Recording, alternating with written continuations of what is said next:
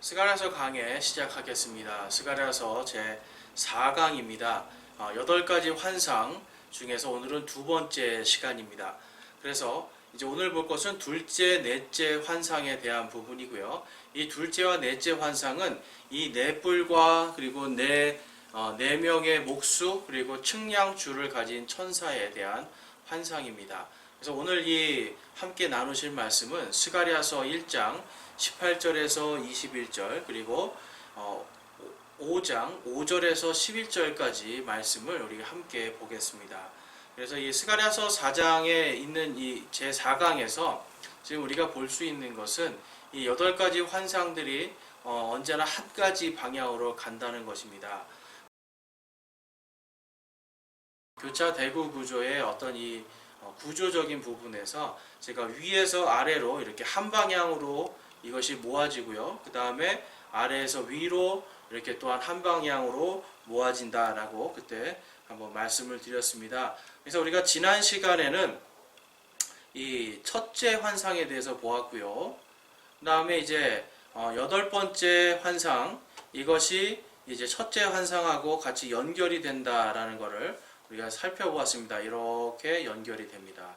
이제 오늘은 여러분들 이제 당연히 오늘 살펴볼 것은 이제 둘째, 넷째, 그리고 7번째 환상이 함께 연결된다라는 걸 우리가 볼 수 있는데, 자, 그래서 제가 계속 말씀드리지만 이 스가랴서 1장에서 6장 그리고 이 스가랴서 전체의 메인 중심이 되는 말씀은 바로 4장에 있다라고 말씀드렸습니다. 4장 1절에서 14절에 보면 다섯째 환상, 하나님의 영에 의해 육적인 성전이 건축된다라고 제가 말씀을 드렸고, 이 영에 의해서 육적인 성전이 건축되고, 그렇지만 이 모든 우리의 인류의 역사 속에 여러분 우리가 다 이제 육신을 갖고 있잖아요.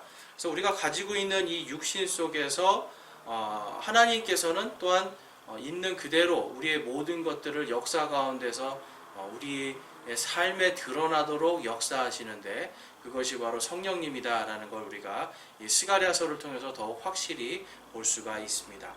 자, 그 다음에 중심이 되는 말씀이 힘으로 되지 아니하고 능력으로 되지 아니하며 오직 내 영으로 되느니라 만군의 주가 말하노라 라고 4장 6절에서 스가랴를 통해서 하나님께서 우리에게 말씀해 주고 있습니다.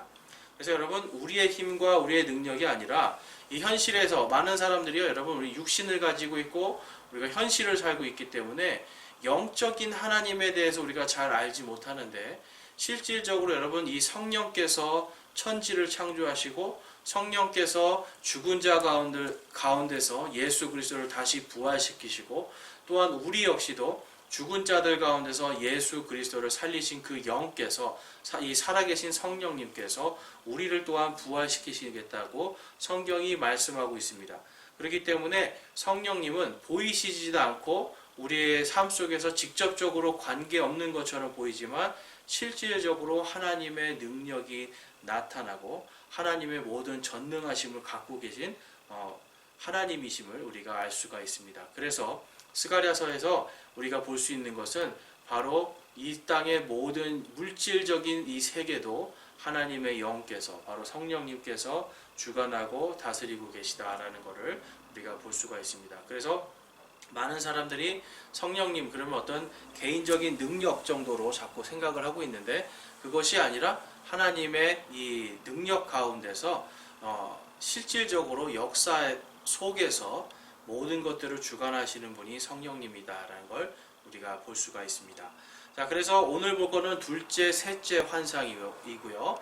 이것은 영적으로 육적으로 하나님을 대적하는, 특별히 이제 이 스가랴서에서는 이 예루살렘과 유대인들을 대적하는 자들이 심판을 받는다라는 내용이 있고요. 다음에 7째 환상 역시 에바의 환상입니다. 이거는 우리가 다음 주에 보겠습니다. 에바의 환상은 조금 저희들이 구체적으로 봐야 될 사항들이 많이 있어서 영적인 대적이 심판을 받는다라는 이러한 구조로 되어 있습니다. 그래서 이제 이러한 것들 속에서 우리가 이 둘째 환상과 7째 환상이 전부 다 무엇과 관련되어 있는 걸 알 수 있죠? 바로 이 하나님의 심판과 관련이 있다는 것을 우리가 알 수가 있습니다. 그래서 이 심판이 굉장히 중요한 것이다. 그리고 하나님은 영이시지만 실질적으로 육신의 모든 것들도 다 주관하시고 심판하시는 분이시라는 것을 우리가 깨달을 수 있는 겁니다. 자, 그래서 다음으로 보면 자, 둘째, 셋째 환상과 일곱째 환상의 연관성에 대해서 제가 잠시 한번 살펴보겠습니다. 그래서 2장 1절에서 2절은 측량줄에 대한 부분입니다. 그리고 2장 7절 부분은 바빌론의 딸. 그래서 바빌론의 딸이 이제 이 우상 숭배에 대한 건데요. 그거는 제가 조금 이따가 한번 좀 깊이 다뤄보고요. 그 다음에 스가랴서 2장 12절은 유다가 주의 몫을 상속받는다라는 내용이 있습니다. 자, 그래서 먼저 스가랴서 2장 1절과 2절은 무엇과 연결이 되는가 한번 보시면 스가랴서 5장 6절에서 5장 5절에서 6절에 있는 에바의 환상입니다. 이 에바도 어떤 그 물건, 어떤 그 곡물이나 이런 거를, 곡물이나 마른 어떤 이러한 것들을 이제 밀가루 이런 것들을 측량하는 그러한 것들의 부피나 그런 것들의 양을 재는 것이 바로 에바입니다. 그래서 단위도 되고요, 어떤 하나의 그릇도 됩니다. 그래서 단위도 되고 그릇도 되는 그런 것이 에바다. 여러분 보시면 되고요. 요거는 이제 우리가 다음 주에 좀 깊이 보겠습니다. 그 다음에 바빌론의 땅, 이 우상 숭배에 대한 부분은 스가랴서 5장 7절에서 8절에 가면 사악한 여인이 나옵니다. 그래서 간단하게 말씀드리자면 이 바빌론의 딸이라고 하는 부분은 여러 가지 의미를 갖고 있는데 가장 간단한 것은 이 바빌론의 이 여신 숭배 사상이 있습니다. 그래서 하나님께서는 바빌론 백성들 그리고 또한 가나안 백성들도 마찬가지로 여신 숭배 사상이 있는데 그래서 그들의 딸들과 통혼하지 말라고 했는데 당시에 이스라엘 백성들이 통혼을 하고 당시에 이 우상들을 에바에 숨겨서 자기 집에 가지고 가는 이러한 일들이 있었습니다. 그러니까 이러한 문화적인 부분들을 우리가 이해하면 이 에바의 환상이 무엇을 나타내는지 잘 알 수가 있겠죠. 그래서 이 에바 속에 있는 사악한 여인 그것이 바로 우상, 여신을 이야기하고 있고요. 그 우상 숭배에 대한 부분을 이제 하나님께서 1차적으로 이렇게 영적으로 풀어주시고 나중에 이제 이것이 요한계시록에서 또 음녀 바빌론 그러한 하나님께서 싫어하는 음녀의 그러한 바빌론에 대한 그 경고 그러한 패망에 대한 예언들이 나오는 것을 우리가 알 수가 있습니다. 그 다음에 보면 스가랴서 2장 12절은요. 스가랴서 5장 10절에서 11절과 또 연결이 되는데 여기는 이제 사악한 여인이요. 신할 땅에 털을 잡는 이야기가 나옵니다. 그러니까 이 하나님께서 스가랴서 5장 말씀에서 이 사악한 여인이 이제 신할 땅으로 가서 마지막 때를 위해서 또한 이렇게 자신의 털을 받는 것을 이렇게 보여줍니다. 그래서 이 유다가 주의 몫을 상속받는 것과 또한 이 사악한 여인이 사악한 여인이 신할 땅을 잠시 일시적인 거지만 신할 땅에 털을 잡는 부분이 서로 연결이 되는 것을 우리가 볼 수가 있습니다. 그래서 이제 우리가 하나님의 말씀 속에서 이렇게 이 교차 대구법이 참 재미있게 이렇게 말씀과 말씀을 서로 연결해 주는 이러한 구조로 되어 있고 그것이 서로 연관되어 있고 앞으로 미래에 있을 일들을 더욱더 구체적으로 분명하게 나타내주고 있음을 우리가 알 수가 있습니다. 그래서 하나님의 말씀은 여러분 속일 수가 없는 겁니다.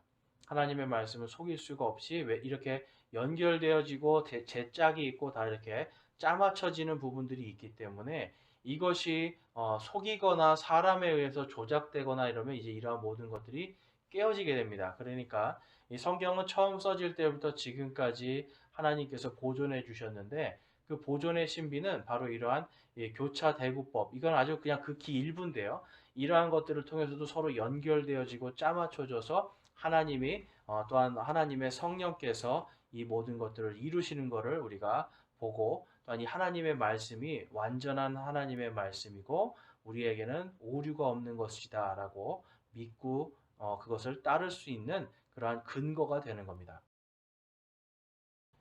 이번에 볼 것은 이 둘째 환상의 의미와 해석, 그 중에서 이 네 뿔과 네 목수들에 대한 해석을 우리가 함께 살펴보고자 합니다. 그래서 네 뿔의 환상은요, 스가랴서 1장 18절에서 21절에 나타나 있는데요. 이 성경에서의 뿔은 권력과 또 왕국, 왕 이러한 것들을 상징합니다. 그래서 뿔은 항상 이 어떤 왕국의 권능 이러한 것들을 또 이제 나타내는 것을 우리가 볼 수가 있는데요. 그래서 이제 21절 말씀에 한번 보면 자기들의 뿔을 유다 땅 위로 들어 그 땅을 흩은 이방인들의 뿔들을 쫓아내려 하느니라라고 말씀하시는 거예요. 그러니까 이제 여기서 보면 이 이방인들의 뿔이 뭐겠습니까? 유다 지방에 사는 유대인들을 쫓아낸 이 이방인들의 뿔들, 바로 이것이 당시에 바빌론이라든지 이런 페르시아라든지 이스라엘 백성들을 완전히 이 포로로 잡아가고 끌고 가서 완전히 패망시킨, 그래서 이방인들의 뿔들은 결국 이방인들의 왕국을 나타낸다라고 여러분들이 이해하시면 되겠습니다. 그래서 이 다니엘서를 보면 이 다니엘서의 뿔들이 나타납니다. 함께 보겠습니다. 다니엘서 7장 20절에 보면 제가 읽어보겠습니다. 내가 그의 머리에 있던 열 뿔과 또 솟아난 다른 뿔에 대한 진실을 알고자 하였는데 그것 앞에서 세계가 넘어졌더라. 그 뿔에는 눈들도 있고 심히 큰 일들을 말하는 입도 있더라. 그것의 모습이 그의 동료들보다 더 견고하더라. 자, 23절입니다. 다니엘서 7장 23절. 그가 이같이 이르되 넷째 짐승은 땅 위에서 넷째 왕국이 될 터이 이 왕국은 모든 왕국과 달라서 온 땅을 삼키고 짓밟아 산산조각 낼 것이요 또 이 왕국에서 나온 열 뿔은 앞으로 일어날 열 왕이요 그들 뒤에 다른 왕이 일어날 터인데 그는 먼저 있던 자들과 다르고 또 새 왕을 정복하리라라고 말씀하고 있습니다. 여기서도 이제 분명히 말하는 게 넷째 왕국 이러한 뿔들의 전부 다 무엇이다라고 말씀하고 있는 거예요. 바로 왕들이다. 다시 이제 여기 이제 보시면 알 수 있는 게 이제 또 이 왕국에서 나온 열 뿔은 그리고 열 왕이요. 그러니까 열 뿔이 상징하는 게 열 왕이라는 거 이해가 되시죠? 그래서 이 스가랴서에서도 지금 나와 있는 이 뿔들은 모두 열 왕들에 대한 이 네 왕국에 대한 말씀인데요. 이 네 왕국은 다른 것이 아닙니다. 이 다니엘서 2장과 다니엘서 7장에 가보면 이제 다니엘서가 쓰여졌을 그 당시로부터 이따가 이제 바빌론 포로기니까요.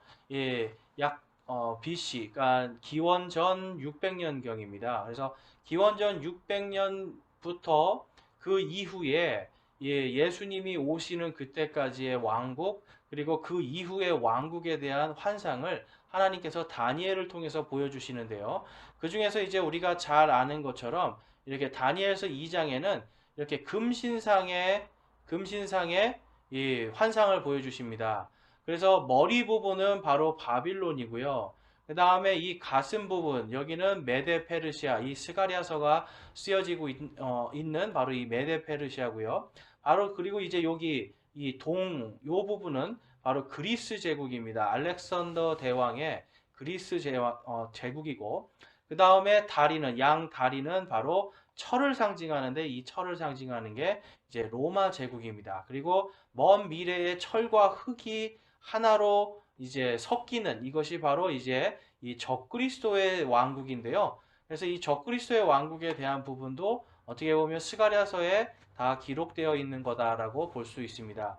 그래서 여기 이제 다니엘서 7장에서는 사자를 통해서 바빌론을 나타내고 있고 하나님이 계시를 해주는 거예요. 이 곰을 통해서 메데 페르시아 제국에 대한 부분을 계시해 주고 계시고 그 다음에 표범을 통해서 그리스 왕국을 그 다음에 무섭고 놀라운 짐승 이제 이거는 사실 용입니다. 용의 모습 뿔 달린 용의 모습이 바로 로마 제국이고요. 이 로마 제국을 통해서 이제 앞으로 먼 미래에 이 철이 제가 말씀드렸잖아요.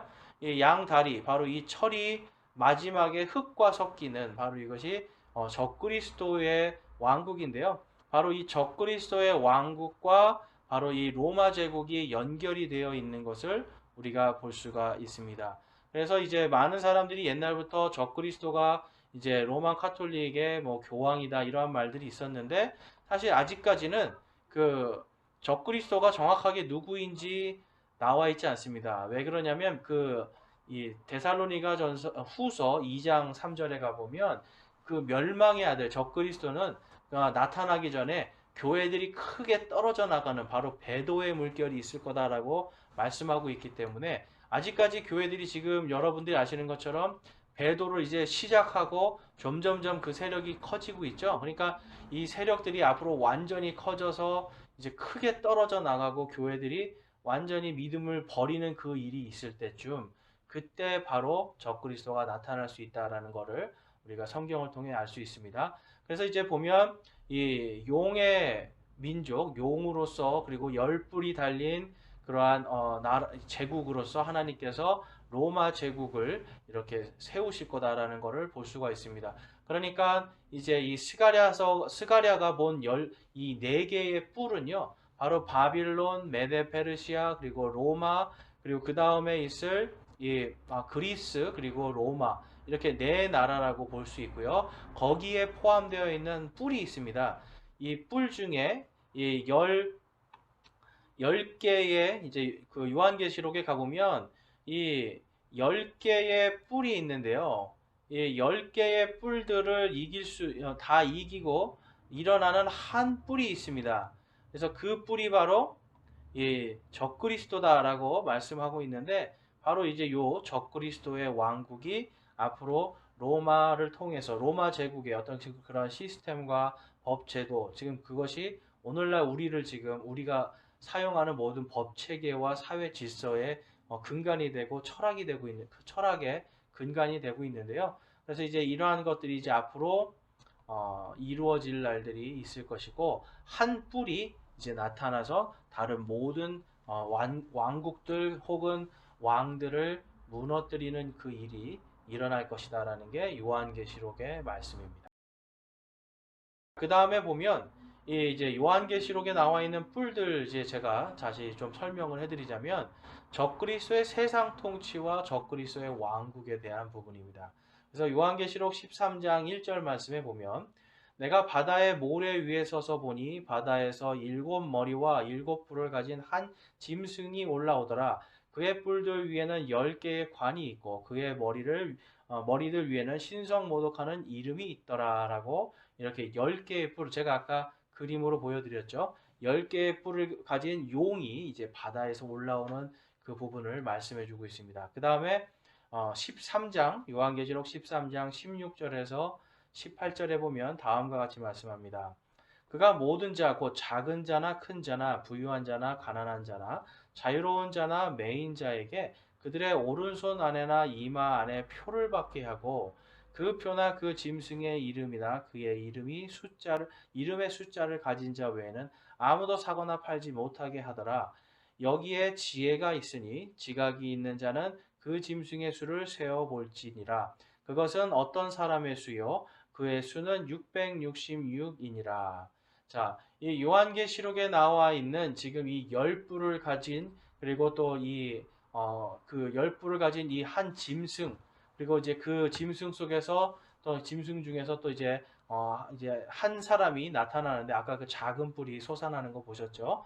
그 한 뿔이 솟아나 가지고 이제 모든 자들을 이 가난한 자나 부유한 자나 자유로운 자나 매인 자들이나 모든 사람에게 오른손과 이마 속입니다. 그러니까 오른손 안과 이마 속입니다. 그래서 뭐 바코드 같은 이런 시스템이 아니고 몸에다가 삽입을 하는 거예요. 그래서 이러한 것들을 심게 하고 그것으로 통제하고 사고 파는 모든 것들을 할 수 있게 그러니까 이것이 없는 자들은 사고 팔고 하지 못하고 먹지도 못하고 죽을 수밖에 없기 때문에 결국은 모든 사람이 받게 되는 이러한 독재주의, 전체주의 이러한 어떤 이러한 강력한 독재자가 나타날 거다라고 요한계시록에서 말씀하는데요.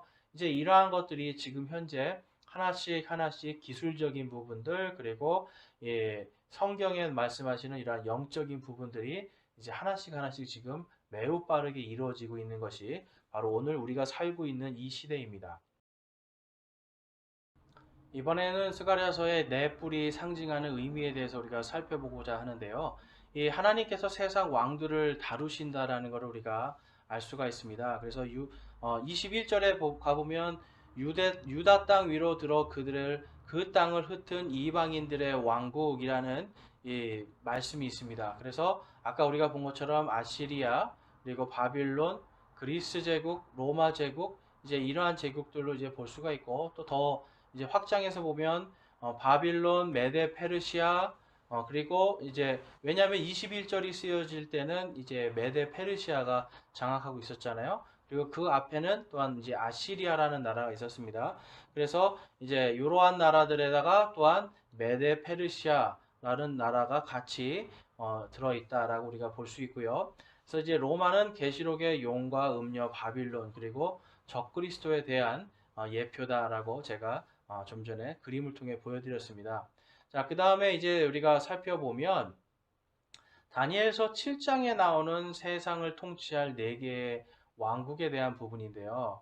이제 오늘 말씀에서 보면 이 뿔들의 환상 뒤에 20절 말씀에 또 주께서 내게 목수 네 사람을 보이시기에 그때 내가 이르되 이들은 무엇을 하러 왔나이까 하니 그분께서 말씀하여 이르시되 이들은 유다를 흩어서 아무도 머리를 들지 못하게 한 뿔들이라. 그러나 이 목수들이 와서 그것들을 문질러 벗기고 자기들의 뿔을 유다 땅 위로 들어 그 땅을 흩은 이방인들의 뿔들을 쫓아내려 하시느니라 하시더라.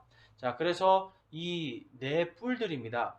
이제 여기에 있는 이제 아까 제가 아시리아도 이제 포함했지만 일단 이 그림을 통해서 보면 이제 이 바빌론 제국이 있고요. 이 바빌론 제국이 있고 그 다음에 메데 페르시아 그리고 그리스 그리고 로마 제국 이것이 다 뿔이라는 거예요. 이 네 개의 왕국의 뿔들을 하나님의 종인 목수들이 가서 그 뿔들을 다 문질러서 벗겨버린다라고 말씀해요. 그러니까 이 목수들이 사실 뭐 누구인지 정확하게 우리가 이제 알 수 없지만 추측건데 하나님께서 이 보면 예수 그리스도도 목수시잖아요. 그러니까 이 목수로 오신 예수님이 마지막에 모든 이 적그리스도의 왕국을 다 멸하시고 하나님의 왕국을 세우시는 것처럼 이러한 목수들이 이제 볼 수 있는 것들은 이 목수가 목수들이기 때문에 이들을 이제 예수님이라고 보기는 좀 어렵고요. 하나님께서 이 땅에 있는 어떤 제국들, 왕국들을 무너뜨리는데 사용하시는 하나님의 종들이다라고 볼 수가 있습니다.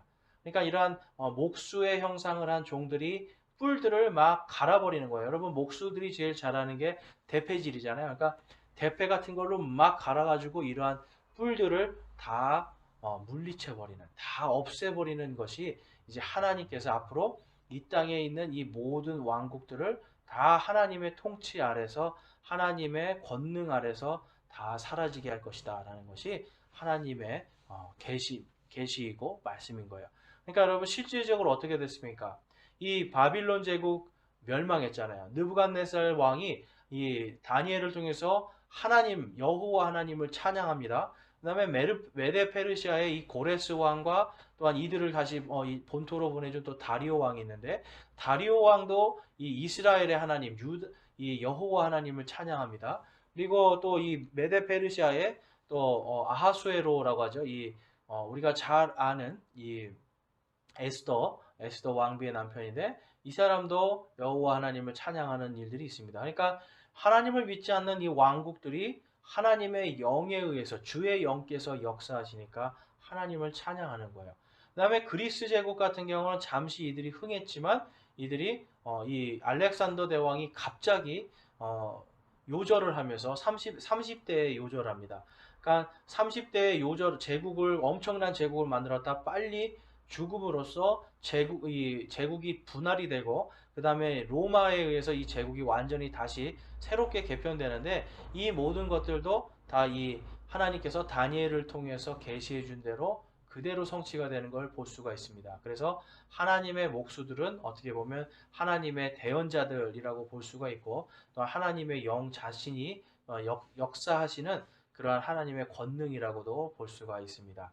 그리고 이 로마 제국도 결국은 마지막에 우리의 구세주이신 예수 그리스도, 바로 이 목수의 아들로 태어난 예수 그리스도께서 모든 것들을 멸망시킬, 마지막에 멸망시킬 이 제국이고, 또한 하나님께서 마지막 때 음녀 바빌론에 대한 부분도 말씀하시고 있는데, 마찬가지로 그 바빌론 제국도 예수 그리스도에 의해서 마지막 때에 멸망하는 것을 볼 수가 있습니다. 그래서 우리가 이 하나님께서 이 네 목수, 네 뿔을 네 명의 목수가 갈아서 없애버리는 이러한 것들을 환상으로 보여주심을 통해서 우리는 하나님께서 모든 것들을, 이 세상의 모든 역사들을 주관하시고 우리의 모든 것들, 일거수일투족도 다 역사하고 주관하시는 분이시다라는 것을 알 수가 있습니다. 자, 다음에 이제 측량줄과 심판하는 한 천사의 의미와 또한 해석에 대한 부분입니다. 그래서 하나님께서 예루살렘을 보호하시고 유다에게 상속해 주신 언약은 변하지 않는다라는 겁니다. 여러분, 이 언약은 지금까지도 변하지 않습니다. 그래서 우리가 이 유대인들에 대한, 특별히 하나님께서 이 땅을 지금도 다루실 때 무엇을 중심으로 다루시는 거예요? 바로 유대인들과 거기 있는 예루살렘을 통해서 다루시는 거예요. 그래서 마지막 때 요한계시록에서도 무엇을 중심으로 하나님의 심판이 이루어집니까? 바로 예루살렘입니다. 예루살렘에 성전이 서고 그 성전에서 하나님께 제물을, 이 하나님의 희생 헌물을 드릴 수 있도록 적그리스도가 등장해서 그것을 주관하고 허용해주고, 다시 또 그 적그리스도가 그들을 배신해서 예루살렘 성전에 앉아서 자기가 스스로 하나님이 되는 그 역사들, 그리고 하나님께서 나중에 예수님을 통해서, 예수님의 이 스가랴서 14장에 보면 예수님의 발이 예루살렘 앞 동쪽 올리브산에 내려와서 예루살렘을 둘러싼 모든 대적들을 다 물리치는데, 그러니까 결국은 여러분, 이 예루살렘이 상징하는 게 뭡니까? 하나님께서 살아계시고 하나님께서 오늘도 역사하신다라는 겁니다. 그래서 우리가 인류의 이러한 지금 많은 뉴스들이 있는데 관심 있게 봐야 되는 것이 무엇이냐면 바로 이 이스라엘과 예루살렘의 동향들을 잘 보셔야 돼요. 그래야지만이 우리가 이 하나님께서 지금 이 땅을 어떻게 이끌어 가시는지 그 섭리를 알 수 있는 겁니다. 자, 그래서 보면 이제 첫 번째로 볼게, 이제 측량줄과 이제 심판하는 한 천사의 의미와 해석에 대한 부분입니다. 자, 그래서 측량줄을 가진 한 천사가 나오는데요. 예, 1장에서 이제 2장입니다. 2장 1절에서 3절까지 보면 이런 말씀이 있습니다. 내가 다시 눈을 들어보니 한 사람이 자기 손에 측량줄을 가진 것이 보이기에 내가 이르기를 당신은 어디로 가느냐 하매 그가 내게 이르되 예루살렘을 측량하여 그것의 너비와 길이가 얼마나 되는지 알아보려고 가노라 하니라. 자, 여러분, 주인만이 집에 이런 땅의 소유를 가진 사람만이 그것을 측량할 수 있습니다. 지금 이 천사가 하나님의 그 뜻에 따라서 지금 측량줄을 가지고 가서 예루살렘에 대한 이러한 예루살렘을 측량한다라고 지금 말을 하고 있는 거예요. 스가랴에게. 그러니까 이 예루살렘은 누구 거라는 뜻이 되는 겁니까? 예루살렘은 하나님의 것이라는 것을 강력하게 보여주시는 거예요. 그러니까 하나님의 것이기 때문에 이방인들이 이것을 결코 영원토록 소유할 수 없고, 결국은 하나님께서 자신의 모든 소유권을 주장하시고 자신이 상속하고 싶은 자들에게 이 땅을 상속하실 것이다 라는 것을 우리가 볼 수가 있습니다. 자, 2장 12절 말씀에 가보면 주께서 그 거룩한 땅에서 자신의 목 유다를 상속하시고 다시 예루살렘을 택하시리라라고 말씀합니다. 이제 여기가 좀 번역적인 부분에서 저희가 조금 이제 이해하기 쉽게 제가 말씀드리자면 유다에게 자신의 몫을 상속하신다는 뜻입니다. 그러니까 영어로 가보면 이제 이것이 이제 좀 더 이렇게 선명하게 보이는데 한글로 번역하니까 조금 애매할 수 있는데요. 이제 굳이 제가 조금 이제 의역을 해보자면 유다에게 자신의 몫을 상속하실 것이다. 그러니까 이 예루살렘은 하나님 것이잖아요. 그러니까 하나님께서 이 예루살렘을 유다 백성에게 지금 저 땅에 지금 벌써 하나님께서 상속해 주셔서 1900년 동안 떠돌아다니던 민족들이 지금 다시 그 자리에 가 있잖아요. 그러니까 하나님께서 이 예루살렘을 하나님의 것으로 이렇게 측량하시고 이건 내 거다 측량하시고 그거에 대한 소유권 이것은 내 것이고 하나님의 자신의 몫을 누구에게 상속해 주신다고 말씀하는 거예요. 바로 유다 백성들에게 지금 저기 저 땅에 있는 유대인들에게 상속하겠다라고 말씀하고 있는 겁니다. 자, 그래서 에스겔서에 가보면 40장 3절 말씀에 보면 그분께서 나를 거기로 데리고 가셨는데 보라 거기에 모습이 노새 모습과 같은 사람 하나가 손에 아마줄과 측량 갈대를 가지고 문에 서 있더라. 이제 에스겔서에도 보면 한 천사가 이제 사람의 모습입니다. 여기서 이제 영어로 가보면 man인데 한 남자가 손에 아마줄과 측량 갈대를 가지고 서 있는 모습이 나옵니다. 자, 이제 성경에서 천사들은요, 이제 우리가 알고 있는 것처럼 날개 달린 천사들, 날개 달린 영적인 존재들은 그룹들밖에 없습니다.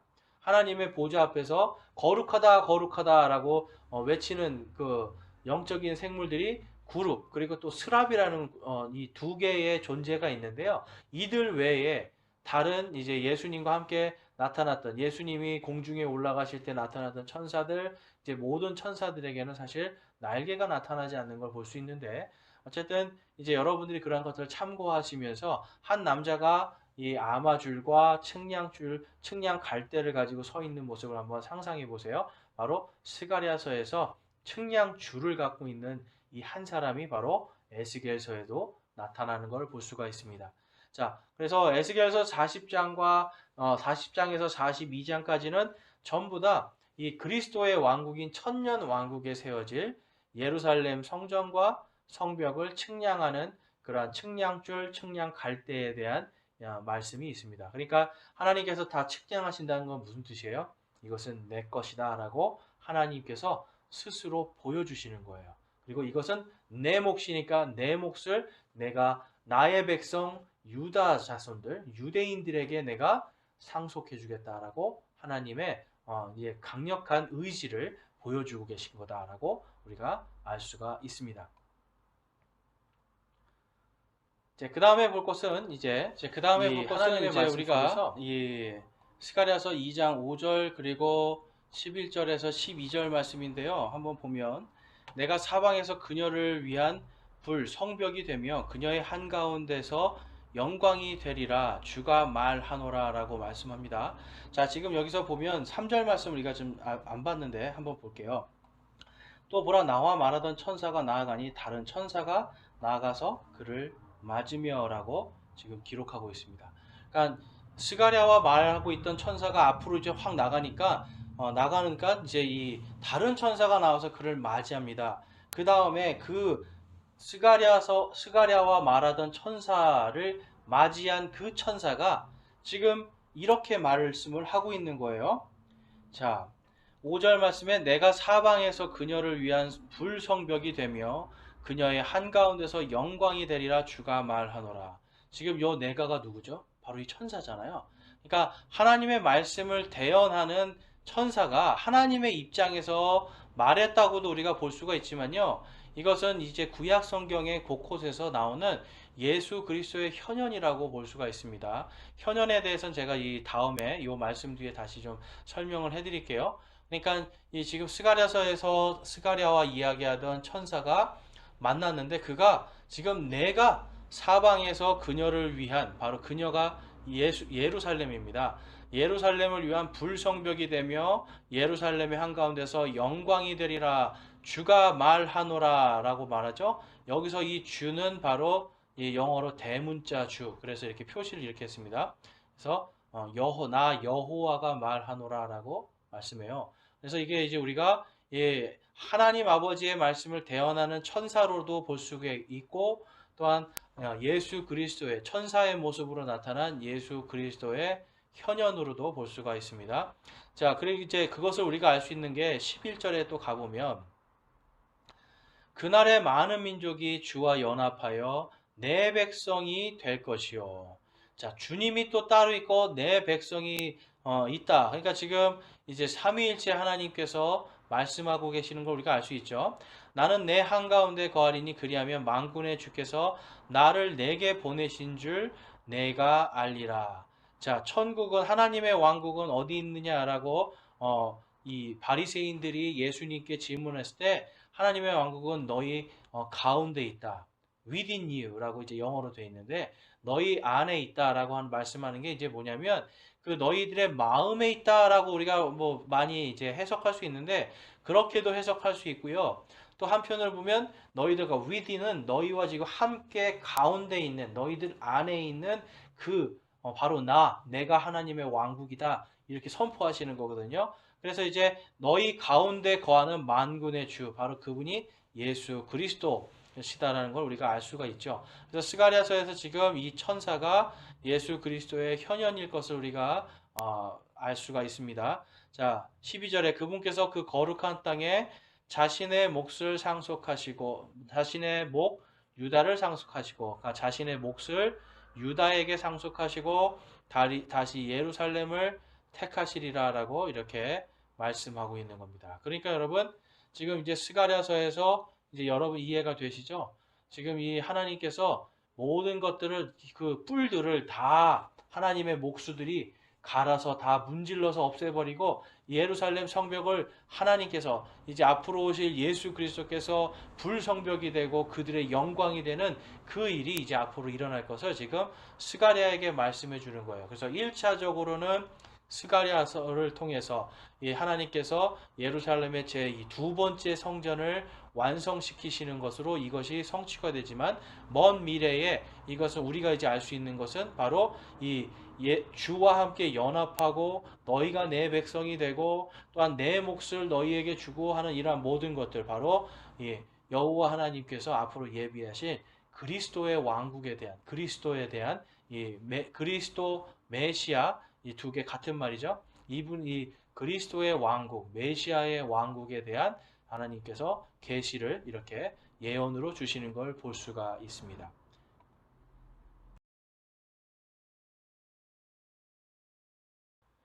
자, 그래서 그리스도의 현현에 대한 걸 제가 조금 이제 설명을 해드리자면 다음과 같습니다. 이제 아까 3절에 다른 천사에 대한 부분 제가 말씀드렸고요. 이제 그리스도의 현현이란 구약의 여러 곳에서 예수님은 자신의 모습을 드러내 보인 이런 구절들이 많이 있습니다. 그래서 이와 같이 실제로 그러나 잠깐씩 자신의 모습을 드러내 보인 이러한 것을 신학적인 용어로 현현이라고 합니다. 그리스도의 현현. 이 영어로는 그냥 쉽게 manifestation이라고 하는데 그냥 드러남입니다. 그러니까 예수님이 자신을 내가 하나님의 아들임을 이렇게 잠깐씩 드러내 보인 것을 현현이라고 하는데요. 이제 대표적인 것이 이제 우리가 잘 아는 것처럼 이 창세기 18장에 가보면 물론 이 앞전에 이 하나님께서 이 자신의 그 이 아브라함에게 축복을 해주시는 말씀이 있는데요. 그 축복을 해주신 것 중에서 이제 하나가 뭐냐면 롯이 포로가 됐다가 구출이 되는 이야기가 있습니다. 그래서 아브라함이 이제 조카 롯을 엄청나게 이제 강력한 왕들을 바빌론 땅의 왕들을 물리치고 구출해 와요. 그러니까 말도 안 되는 병력을 끌고 가서 구출해 오는 내용이 있는데 이제 14장에 가보면 멜기세덱과 아브라함에 대한 부분이 있습니다. 그래서 18절에 가보면 14장 18절에 살레망 멜기세덱이 빵과 포도즙을 가지고 나왔는데 그는 지극히 높으신 하나님의 제사장이었더라라고 말씀하고 있습니다. 그래서 이제 이 말씀이 어디에 가서 볼 수가 있냐면 히브리서 7장 1절에서 10절에 가보면 바로 이 살레망 멜기세덱이 바로 우리의 대제사장이신 예수 그리스도다라고 증거하고 있고요. 그 다음에 다른 한 말씀을 또 보면 창세기 18절에 가보면 18절 1절에서 3절에 가보면 이러한 말씀이 있습니다. 주께서 마므레의 평야에서 아브라함에게 나타나시니라. 자, 여기서 보면 주께서 나타나신다라고 말씀하고 있어요. 날이 더울 때 그가 장막문에 앉았다가 눈을 들어보니 보라 세 남자가 자기 곁에 서 있으므로 그가 그들을 보고 곧 장막문에서 달려가 그들을 맞이하여 몸을 땅으로 굽히고 라고 말씀합니다. 그러니까 지금 세 남자가 있습니다. 세 남자. 그러니까 이제 아까도 말씀드린 것처럼 성경에 나오는 천사들 지금 그 중에서 이 세 명의 천사들이 지금 앞에 서 있는데 세 명의 남자의 모습으로 서 있는 거예요. 자, 그러면 이제 이 부분에 대해서 19장으로 가보겠습니다. 창세기 19장에 가보면 그때에 두 천사가 소돔에 이르렀는데 마침 롯이 소돔의 문 앞에 앉아 있다가 그들을 보고는 일어나 그들을 맞이하고 얼굴을 땅에 대고 절하며. 자, 그러니까 세 사람 중에 지금 두 사람이 누구라고 말씀하고 있는 거예요? 바로 천사다. 그러니까 지금 이 아브라함은요, 이 세 명의 남자가 누구인지 모르겠지만 이제 그들이 굉장히 귀한 사람이라는 거 알죠? 왜냐하면 천사도 그렇고 만약에 여러분들이 실제로 천사를 보고 또 예수님을 만난다고 생각해 보세요. 영광의 광채가 날 거 아니에요? 그러니까 특별한 분들이라는 걸 알고 그들이 하나님의 사람인 걸 알기 때문에 이와 같이 아브라함이 그들을 극진히 대접했는데 두 사람은 천사가 되어서 이제 자신의 이제 소돔과 고모라를 지금 가서 치기 위해서 갑니다. 그러니까 소돔과 고모라를 완전히 진멸하기 위해서 가고 한 남자는 누굽니까? 바로 이 아까 1절에서 말씀한 것처럼 18장 1절에서 말씀하신 것처럼 주께서 마므레의 평야에서 아브라함에게 나타나시니라. 한 분은 주라는 거예요. 바로 주 예수 그리스도다라고 우리가 볼 수가 있습니다.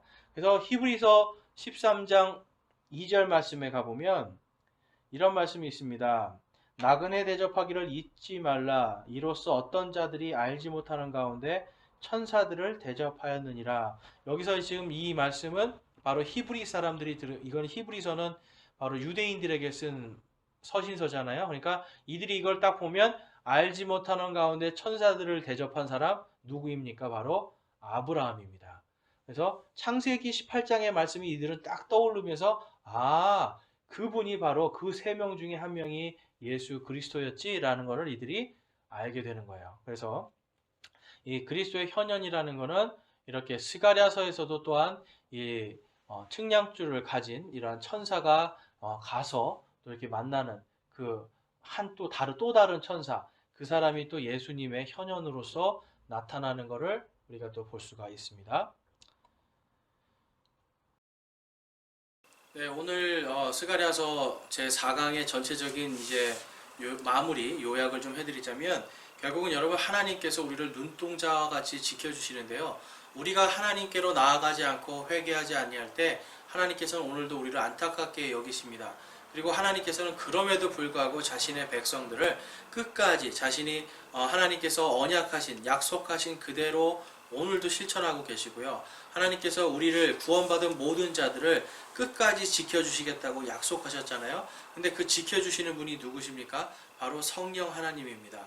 그래서 우리가 자랑하지 못할 것은 바로 성령께서 우리를 다시 부활하는 그날까지 예수께서 오시는 그날까지 지켜주시는 바로 그 은혜로 우리가 살아가고 있기 때문에 오늘 우리는 하나님의 은혜를 찬양하고 하나님께 감사와 영광을 돌릴 수 있는 겁니다. 그래서 여러분과 제가 하나님의 눈동자를 찌르는 자 되지 말아야 됩니다.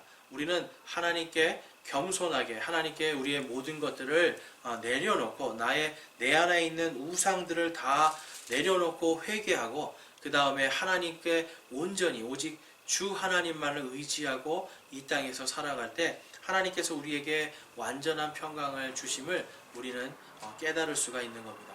그래서 우리의 믿음 가운데 여러분 어떤 것들을 여러분들이 회개해야 될지 잘 여러분 그것도 점검하는 게 중요합니다.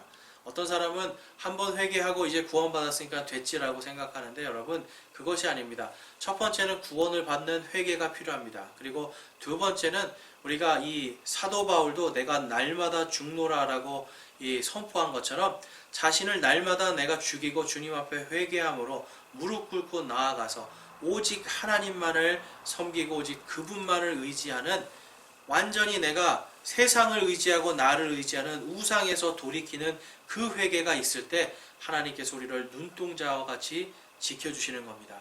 하나님께서는 오늘도 우리를 눈동자와 같이 지켜주시고 우리가 실족하거나 우리가 넘어지는 것을 원치 않으십니다. 성경에 보면 다 우리는 우리의 죄 때문에 징계를 받는다라고 성경이 말씀합니다. 우리가 선택하는 것, 우리가 생각하고 우리가 계획하는 모든 것 속에서 하나님이 아니라 세상을 바라보고 나의 교만함 가운데서 그러한 것들을 할 때 그 결과의 끝은 썩은 것을 뿌리면 반드시 썩은 것으로, 그리고 악한 것을 뿌리면 반드시 악한 것으로 거두는, 뿌린 대로 거두는 세상의 이치와 같이 그것이 또한 하나님의 법이기 때문에 이 땅에서 우리가 하나님 앞에 죄악에서 돌이키고 완전한 회개와 완전한 하나님에 대한 완전한 믿음이 있을 때 하나님께서 우리를 지켜주시고 인도해 주시는 그 엄청난 하나님의 역사를 우리가 체험할 수 있는 겁니다.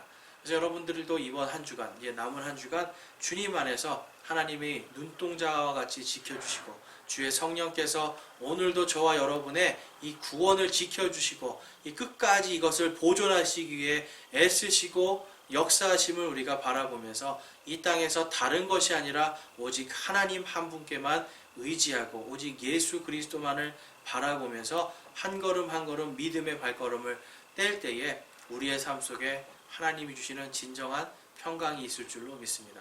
여러분에게 하나님의 은혜와 평강이 언제나 함께 하시기를 주님의 이름으로 축원합니다.